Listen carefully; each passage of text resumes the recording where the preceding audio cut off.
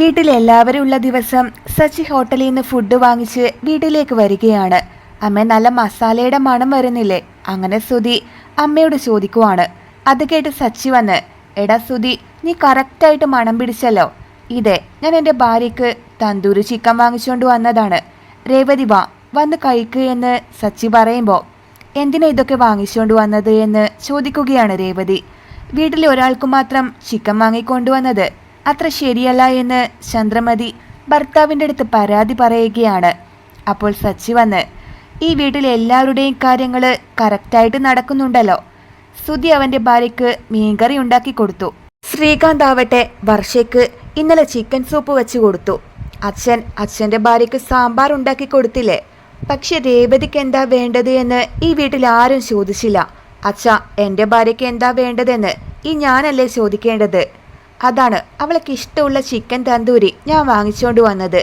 രേവതി വന്നേ, നമുക്ക് റൂമിൽ പോയി കഴിക്കാം. എടാ സുധി, നീ മണം പിടിച്ചിട്ട് അകത്തേക്കൊന്നും വന്നേക്കരുത്. അത്ര മണം വരുന്നുണ്ടെങ്കിലേ നീ കഥ കടച്ചിരുന്നോ. രേവതി വാ, നമുക്ക് പോവാം. എല്ലാവരുടെയും കണ്ണ് ഇതിൽ തന്നെയാണ്. സച്ചി രേവതിയെ കൈപിടിച്ച് റൂമിലേക്ക് കൊണ്ടുപോവുകയാണ്. എന്തിനാ ഇതൊക്കെ വാങ്ങിച്ചുകൊണ്ട് വന്നത് എന്ന് രേവതി പറയുമ്പോൾ, നീ എപ്പോഴും എനിക്കിഷ്ടമുള്ള കറിയൊക്കെ ഉണ്ടാക്കി തരാറില്ലേ? അപ്പോൾ നിനക്കിഷ്ടമുള്ളത് ഞാനും വാങ്ങിത്തരണ്ടേ? അങ്ങനെ സച്ചി മറുപടി കൊടുക്കുവാണ്. നമുക്ക് റൂമിൽ നിന്ന് കഴിക്കണ്ട, ഡൈനിങ് ടേബിളിനടുത്തേക്ക് പോകാമെന്ന് രേവതി പറയുന്നുണ്ട്. വേണ്ട, ഇത് നിനക്ക് വേണ്ടി മാത്രമുള്ളതാണ്. ഇനി ഇത് അവിടെ കൊണ്ടുവച്ചാലേ നിനക്ക് ഇതിന്നൊന്നും കിട്ടില്ല. നീ വീട്ടുജോലി ചെയ്യുമ്പോൾ സഹായിക്കാൻ ഒരാളും വരാറില്ല. പക്ഷെ ആഹാരത്തിന് വേണ്ടി എല്ലാവരും അടുത്തേക്ക് വരും. നീ ഇവിടെ ഇരിക്ക് രേവതി, ഞാൻ പ്ലേറ്റ് എടുത്തുകൊണ്ട് വരാമെന്ന് പറഞ്ഞ് സച്ചി കിച്ചണിലേക്ക് പോവാണ്.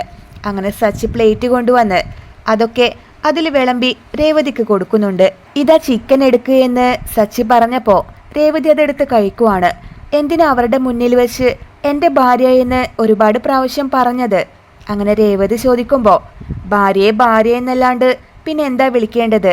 നീ എൻ്റെ ഭാര്യ തന്നെയല്ലേ എന്ന് ചോദിക്കുവാണ് സച്ചി.